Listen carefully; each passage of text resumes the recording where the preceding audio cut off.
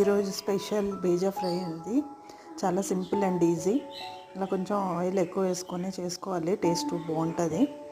ఇంకోటేమో ఇది పసుపు వేసుకోవాలి, దాని తర్వాత అల్లం పేస్ట్ కొంచెం అలా ఫ్రై చేసుకున్నాక కారము, దాని తర్వాత కొంచెం ఉప్పు, ఇదేమో ధనియా మసాలా అండి. తర్వాత ఇలా కొరియాండర్ లీవ్స్తోని గార్నిష్ చేసుకొని ఇంకా సర్వ్ చేసేసుకోవడమే. చాలా టేస్టీ ఉంటుంది. మా పిల్లలు అయితే వెయిట్ చేస్తున్నారు దీనికోసం.